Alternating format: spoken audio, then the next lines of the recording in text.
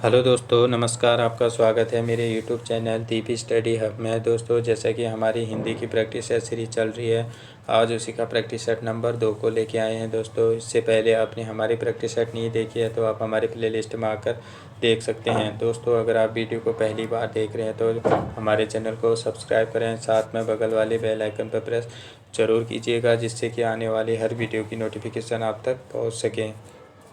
चलिए दोस्तों, शुरू करते हैं आज का प्रैक्टिस सेट नंबर 2। हिंदी वर्णमाला के स्वरों की कुल संख्या कितनी है? ए 10, बी 11, सी 12, डी 13। इसका सही आंसर हो जाएगा ऑप्शन नंबर डी 13। कुल स्वरों की बात करेंगे तो 13 हो जाएंगे, और मूल स्वरों की बात करेंगे तो 11 हो जाएंगे, और उच्चारण की दृष्टि से बात करेंगे तो 10 स्वर हो जाएंगे। अगला क्वेश्चन, निम्नलिखित में से कौन सा स्वर नहीं है? ए ओ, बी उ, सी ए, डी जो। इसका सही आंसर हो जाएगा ऑप्शन नंबर डी जो। उ, ओ, ए स्वर के अंतर्गत आते हैं। अगला क्वेश्चन, निम्नलिखित में से कौन सा ट वर्ण का नहीं है? ए ठ, बी ढ, सी ण, डी जो। इसका सही आंसर हो जाएगा ऑप्शन नंबर डी जो। ट, ठ, ड, ढ, ण हमारे ट वर्ग के अंतर्गत आते हैं। अगला क्वेश्चन, हिंदी वर्णमाला में व्यंजनों की संख्या कितनी है? ए 32, बी 33, सी 34, डी 35। इसका सही आंसर हो जाएगा ऑप्शन नंबर बी 33। अगला क्वेश्चन, निम्नलिखित में से कौन सा पाष्ट स्वर है? ए आ, बी ब, सी जौ, डी ढ। इसका सही आंसर हो जाएगा ऑप्शन नंबर ए आ। और पाष्ट स्वर, जब किसी स्वर को बोलते समय हमारे जीभ का पीछे वाला भाग अधिक क्रियाशील होता है तो वो पाष्ट स्वर कहलाता है। इसके अंतर्गत 5 स्वर आते हैं: आ, उ,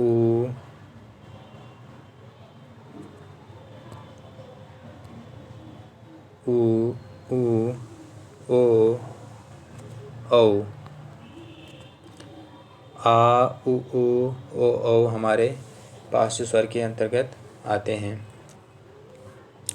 अगला क्वेश्चन, निम्नलिखित में से अंतस्थ व्यंजन कौन सा है?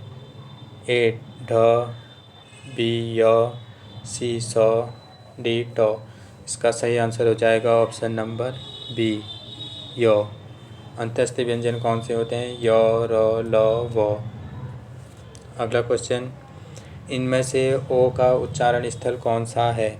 ए दंत्य, बी मूर्धा, सी तालु, डी ओष्ठ। इसका सही आंसर हो जाएगा ऑप्शन नंबर डी ओष्ठ। अगला क्वेश्चन, तालव्य व्यंजन है? ए द, ट, ड, ढ, बी च, छ, ज, झ, सी त, द, ध, डी म, फ, ज, भ। इसका सही आंसर हो जाएगा ऑप्शन नंबर बी च, छ, ज, झ। च वर्ग के प्रत्येक वर्ण हमारे तालव्य व्यंजन के अंतर्गत आते हैं। अगला क्वेश्चन, कौन सा वर्ण घोष नहीं है? ए र, बी ल, सी त, डी ड। इसका सही आंसर हो जाएगा ऑप्शन नंबर सी त। अब घोष वर्ण के अंतर्गत कौन से आते हैं? हमारे प्रत्येक वर्ग का तीसरा, चौथा, पांचवा वर्ण प्लस अंतस्थ व्यंजन प्लस ह प्लस सभी स्वर हमारे किसके अंतर्गत आते हैं? घोष वर्ण के अंतर्गत आते हैं। अगला क्वेश्चन, ओ औ किस प्रकार के वर्ण हैं? ए तालव्य, बी मूर्धन्य, सी दंतोष्ठ्य, डी कंठोष्ठ्य। इसका सही आंसर हो जाएगा ऑप्शन नंबर डी कंठोष्ठ्य। जो हमारे कंठ और ओष्ठ से मिलकर बने होते हैं वो हमारे क्या कहलाते हैं? कंठोष्ठ्य। तो उसके अंतर्गत कौन कौन आते हैं? ओ और औ।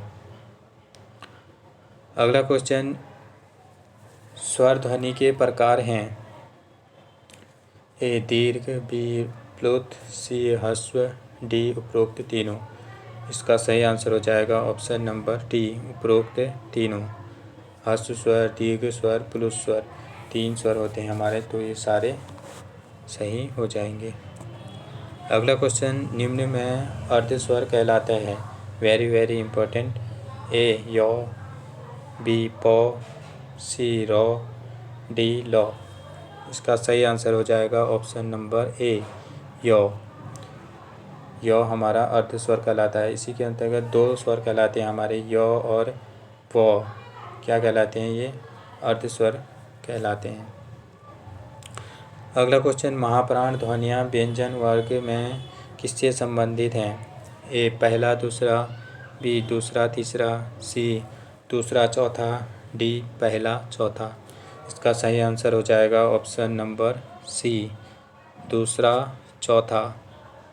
महाप्राण प्रत्येक वर्ग का दूसरा चौथा प्लस सौ सौ सौ हो, ये सारे महाप्राण के अंतर्गत आते हैं।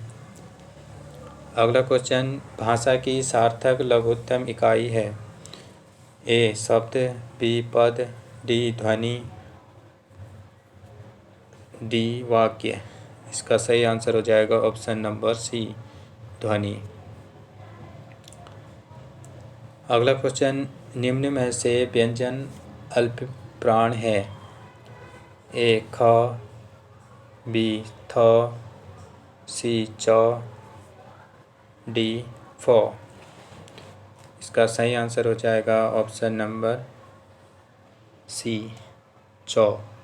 अल्प प्राण प्रत्येक वर्ग का पहला तीसरा पांचवा वर्ण प्लस सभी अंत्यस्थ व्यंजन और प्लस सभी हमारे स्वर किसमें आते हैं? अल्प प्राण के अंतर्गत आते हैं।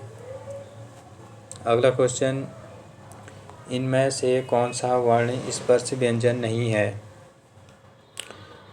ए क, बी चौ, सी टौ, डी यौ। इसका सही आंसर हो जाएगा ऑप्शन नंबर डी, यौ। बात करें तो स्पर्श व्यंजनों की संख्या टोटल होती है हमारी 25। इसके अंतर्गत हमारे आते हैं क वर्ग, चौ वर्ग, टौ वर्ग, तौ वर्ग और पौ वर्ग।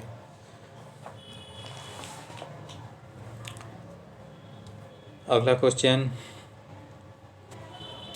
निम्नलिखित में कंठी ध्वनियाँ कौन सी हैं? ए क ख, बी य र, सी च ज, डी ट ण। इसका सही आंसर हो जाएगा ऑप्शन नंबर ए, क ख। ये हमारी कंठी ध्वनि के अंतर्गत आते हैं। अगला क्वेश्चन, हिंदी की 100 ध्वनि है। ए मूर्धन्य, बी तालव्य, सी दंत्य, डी ओष्ठ्य।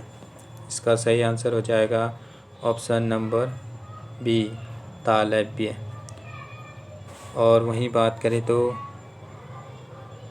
ये वाला 100 हमारा किसके अंतर्गत आता है? मूर्धन्य 100 के, और ये वाला 100 हमारा दंती 100 के अंतर्गत आता है।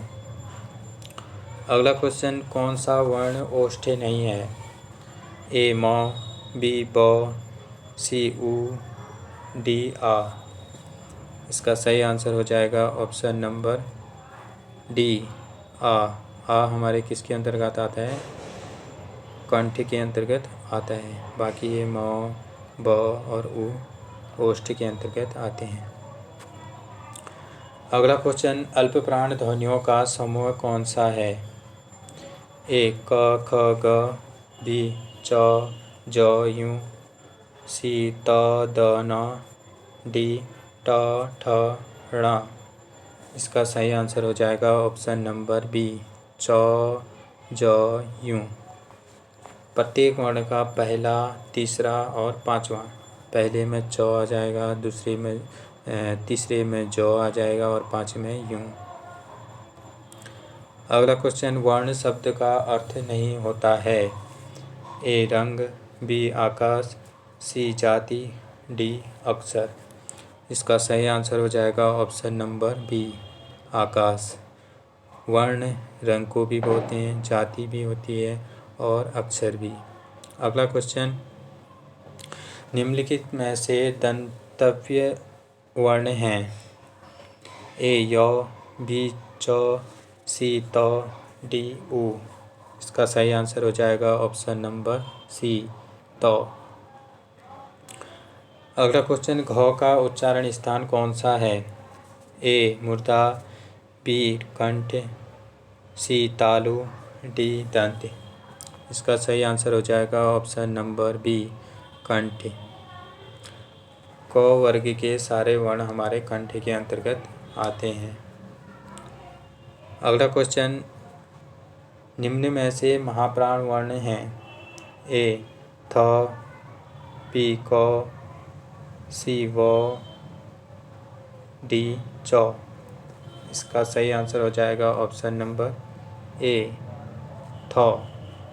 प्रत्येक वर्ग का दूसरा और पांचवा वर्ण हमारे महाप्राण के अंतर्गत आते हैं। सौ, सौ, सौ और ह ये भी हमारे महाप्राण के अंतर्गत आते हैं। तो ये दूसरे वर्ण में कौन है, थ है हमारे, थ।